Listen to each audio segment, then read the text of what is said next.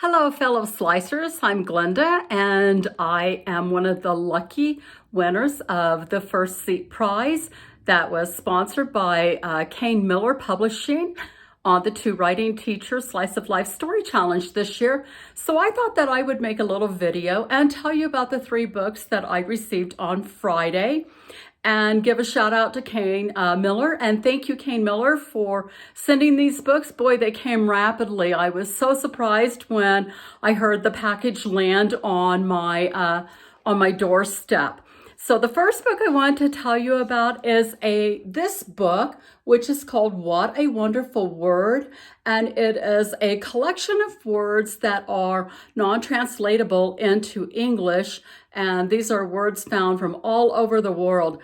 I am not going to try to pronounce a bunch of these words because I think I need a little bit more audio help than I'm provided by simply looking at the pronunciation key at the back. But there's one word that I want to share with you, along with an example of one of the pages from the book. It's just an absolutely gorgeous book. And that book is, or rather that word is kalpa. And it is a Sanskrit word, and it means an unimaginably long period of time. There's also another explanation, a detailed explanation of usage and history of the word, etymology of the word that's provided. But I think that this is a particular word, kalpa, that can be that we can identify with in terms of the pandemic, because it really has been a very long period of time, an unimaginably long period of time that I know that we are all ready to be past. The second book I want to tell you about is a picture book called A Tale of Two Beasts. And even though this is a picture book, and I taught high school for 38 years, I would use this book in my high school English classes because it's all about point of view. And what happens in this book is that a young girl is out in the woods and she happens upon what she refers to as a beast who simply appears to her, drops from a tree and is at her feet. And instead of just leaving the beast in the woods, she decides she's going to take the beast home, and she is going to provide the beast all the comforts of home. So she treats the beast the way one might treat a child, gives the beast a bath, provides the beast a bed, those kinds of things. Here's a lovely picture from the book, so you can see how gorgeous this picture book is. But the beast runs off, and then we get the story from the point of view of the beast and how he was kidnapped. It reminds me of the genre that we find, the true story of the Three Little Pigs, being told from the wolf's point of view.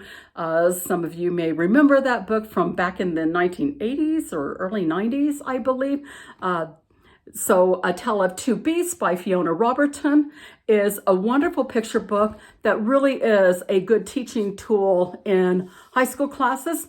I liked using picture books in my AP Lit class to teach theme and to illustrate ideas and illuminate ideas, and kids love that. And I know that high school kids would love reading A Tale of Two Beasts as well. They like picture books. And I even had a student one time who, after she went to college, she made a figure of a tiger from Mr. Tiger Goes Wild in her BYU art class, her freshman year.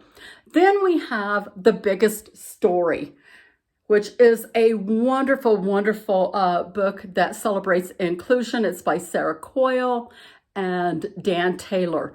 And it is a book in which a little boy named Errol wants his mother to tell him a story, but she's busy. She has lots of things to do. So she tells him he needs to come up with his own story. So he sets about trying to find a way to tell a story, to write a story, even though he says he doesn't know how. Now, we know that children say these things, but we know that they also have wonderful imaginations and they do know how to tell stories.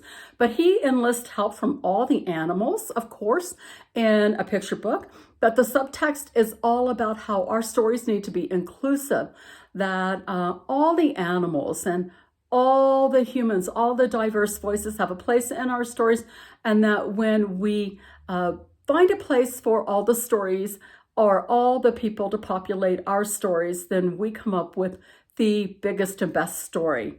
And so this is a wonderful book to share with students and to provide to students to show them how important it is to read a variety of different stories and see a variety of different points of view as well.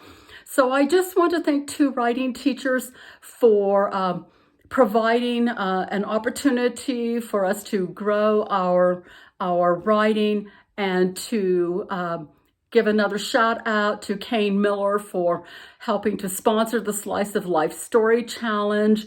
And I encourage all of you to keep telling your stories and sharing your stories. And if you're ever in need of help in sharing one of those stories, check out in The Biggest Story, this little template that is in the back of the book that will give you some inspiration and how to build a story. Thanks again, and thanks for joining me here on my blog. Bye.